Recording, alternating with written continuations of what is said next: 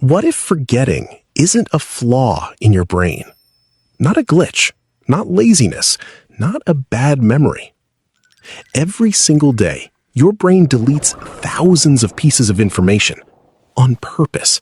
If it kept everything, every scroll, every conversation, every face in a crowd, you would drown in your own mind. So here's the real question nobody asks. If forgetting is intentional, then remembering isn't about trying harder. It's about learning the 5 conditions your brain actually requires before it decides something is worth keeping.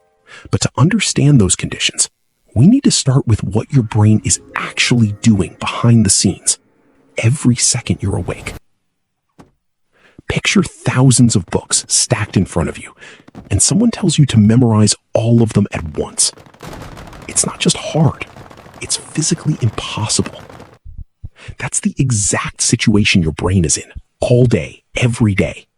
Every reel you scroll, every video you watch, every conversation you have, it's all raw input competing for space. So your brain does the only thing it can do. It filters. Useful information gets tagged and stored. Everything else gets treated as noise and quietly erased. Most people think memory problems mean something is wrong with them. It isn't. The filter is working exactly as designed. The problem is that most study habits, rereading notes, highlighting textbooks, cramming the night before, send the brain the wrong signal entirely. They feel productive. They aren't.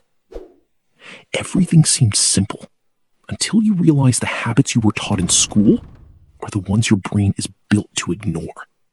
Here's what the official study advice never mentioned. Your focus isn't a switch you flip on. It's a wave.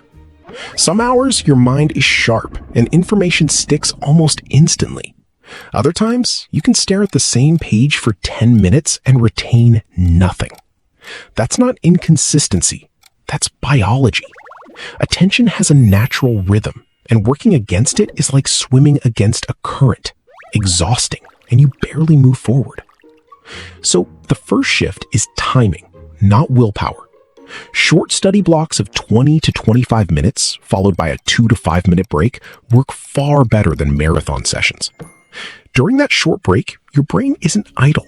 It's quietly consolidating what you just took in. Push past the point of natural fatigue, and you're not learning more. You're just recording noise the filter will delete anyway. But timing your focus only solves one piece of the problem.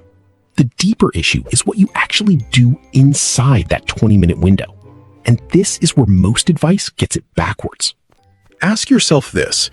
If rereading a paragraph 5 times felt effective, why do most people forget it within a week anyway? The answer connects directly to how the brain decides what's worth keeping. Rereading is passive. The information slides past without resistance, so the brain never flags it as important. Retrieval is different.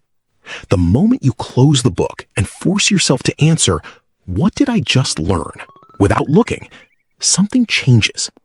Your prefrontal cortex has to reach into memory and pull the answer out manually. That effort, that friction, is the exact signal that tells your brain, this mattered enough to fight for. Keep it. This is why self-quizzing 1 to 2 hours after learning something works so well. It's not about testing what you know.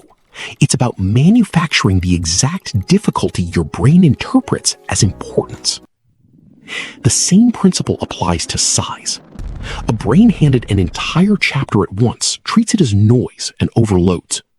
But broken into 3 smaller sections, mastered one at a time, then merged together, the brain stops seeing fragments and starts seeing a single unit.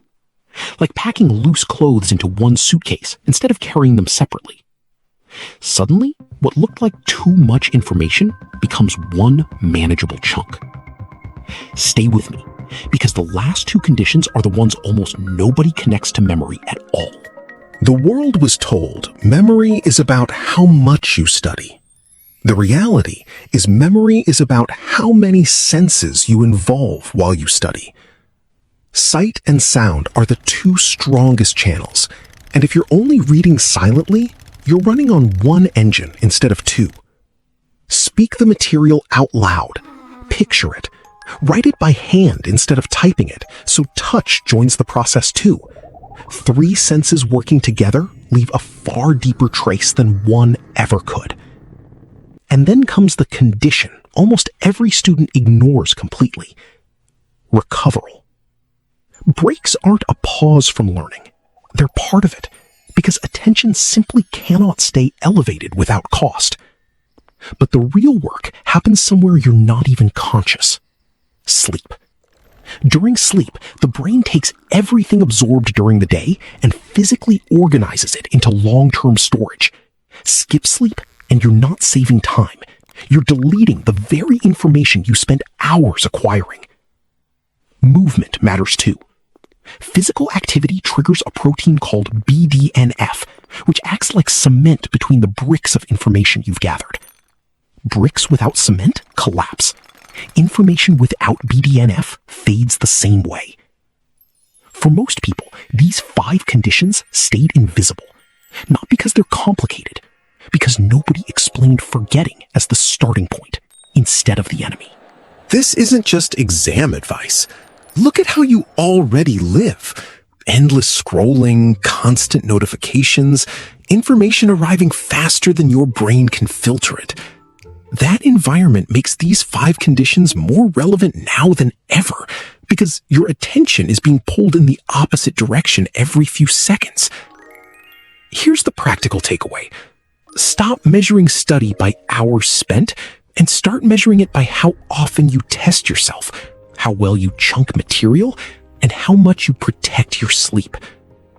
Most people will keep fighting their brain's natural filter for the rest of their lives. Now you know how to work with it instead. Forgetting was never the problem. Fighting it was. If this changed how you think about memory, tell us. Comment, "I improved my memory," so we know it landed. Next time, we go deeper into the one sleep habit that quietly erases everything you studied the day before.